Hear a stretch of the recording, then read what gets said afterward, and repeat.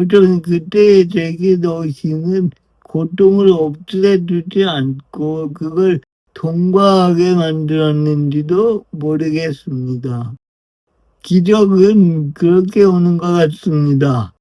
견디지 못할 고통이 끝났을 때가 아니고 여전히 고통이 남아있음에도 불구하고 살아있다는 사실을 받아들일 때 말이죠.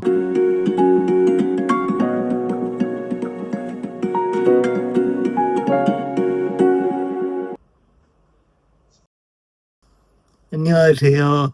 정상적인 또라이 IMG용 심정입니다. 더도 말고 덜도 말고 한가위만 같더라. 이 말이 실감날 만큼 올해 추석은 유난히 길었는데 다들 어떻게 보내셨나요? 이 꿀 같은 연휴가 이대로 흘러가는 게 아쉬워서인지 언론에서는 벌써부터 다음 황금연휴가 언제인지를 계산해서 보도하고 있습니다. 아마 다음이 있다는 동기를 부여해서 사람들에게 다시 살아갈 수 있는 힘을 주기 위한 목적이겠죠. 우리 인류는 늘 희망을 그리며 사는 존재이기 때문에 다음이 있다는 위로만큼 마음을 평안하게 두는 것도 없으니까요. 그런데 미래를 기약할 수 없는 이들은 어떨까요? 손을 쓸 수도 없는 병마를 만나 고통만이 예견된 사람들 말입니다. 최근 동영한 MBC 드라마 메리 킬드 피플 그리고 넷플릭스에서 공개한 은둔과 사연은 신체를 지배한 고통을 끝내기 위해서 안락사를 선택한 이들에 대한 이야기입니다.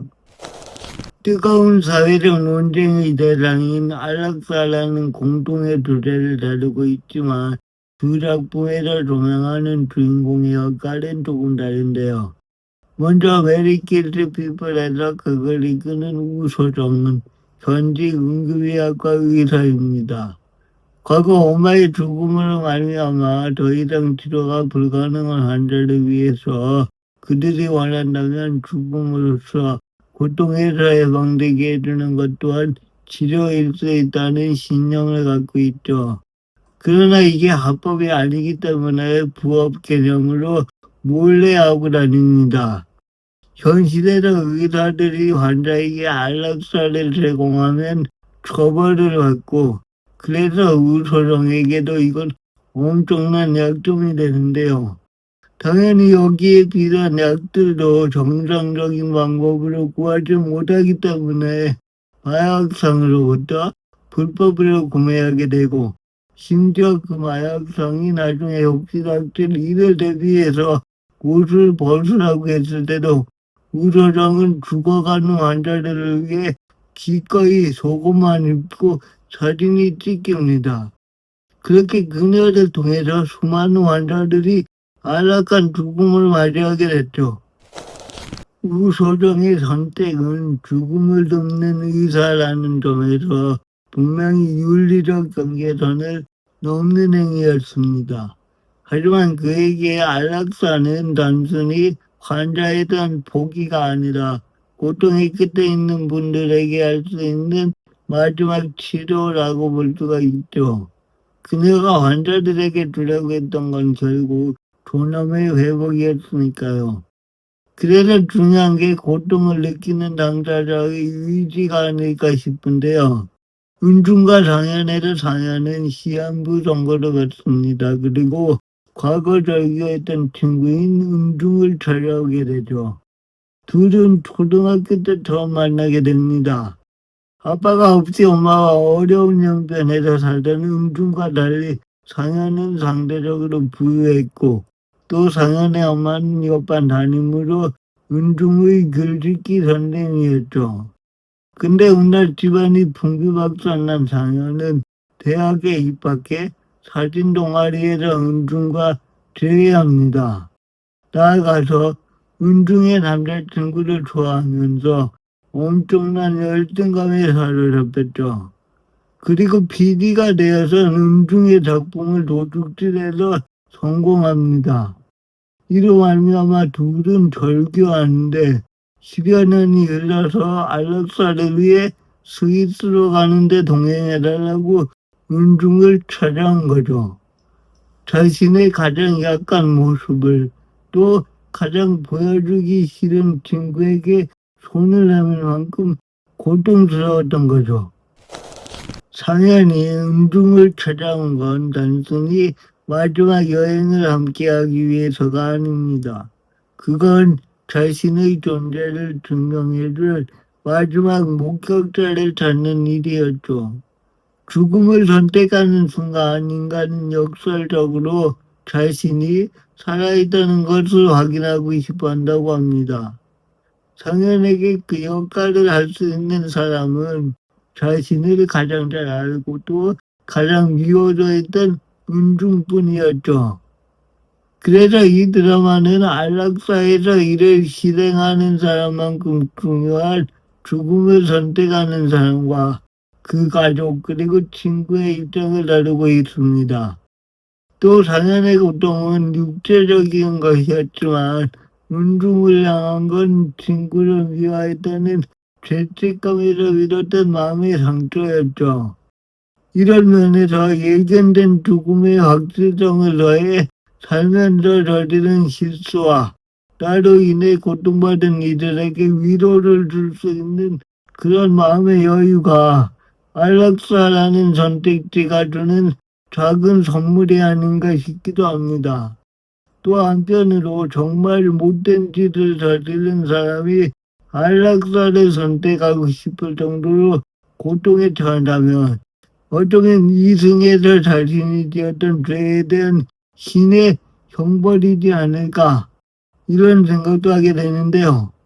이러한 자유와는 별개로 무의미한 고통을 신이 끝내지 않는 이유는 뭘까 하는 의문이 드는 것 또한 사실입니다.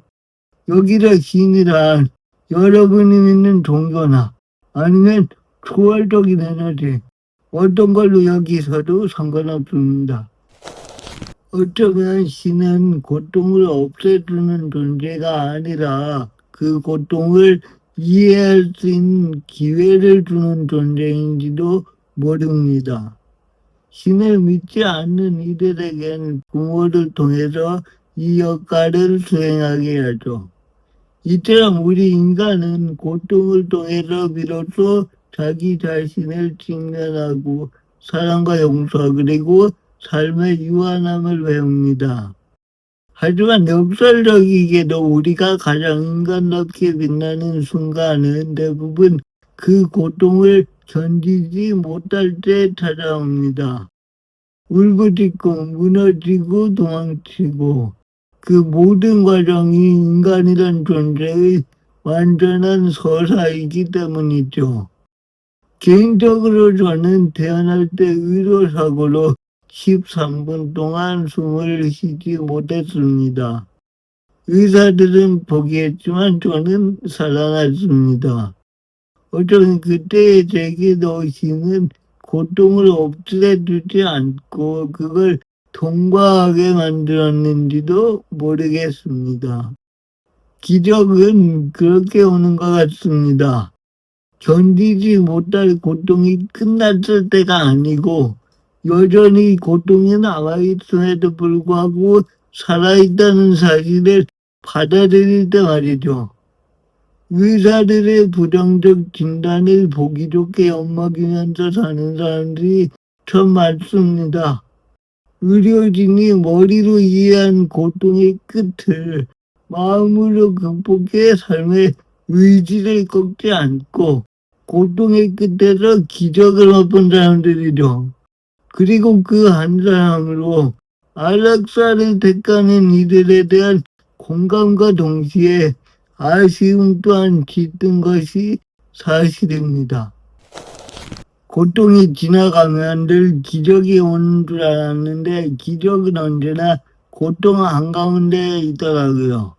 그리고 그걸 알아차렸을 때 언제나 삶은 다시 희망으로 가득 차기 시작했었죠. 때문에 저 또한 여전히 아플 때도 많고 힘들 때도 많고 포기하고 싶을 때도 있지만 이제는 그 고통이 내 적이 아니고 동반자라는 걸 알기 때문에 오늘도 숨쉬고 누군가를 이해하고 또 한 발짝씩 살아나갑니다. 기적은 거창한 일이 아니고 이렇게 하루를 견디는 거예요. 사랑을 배우는 일이니까요. 생명의 소중함 같은 있어 보이는 담론을 들먹이고 싶지는 않습니다. 다만 하루 또 하루를 버텨내면서 그 안에서 아주 작은 기쁨을 발견하는 일. 어쩌면 이것이 신이 우리에게 허락한 마지막 기회이자 고통의 끝에서 우리가 여전히 살아있다는 증거일지도 모르겠습니다. 그리고 그 생각의 힘으로 오늘도 우리는 살아가는 거 아닐는지요. 긴 이야기 들어주셔서 감사합니다.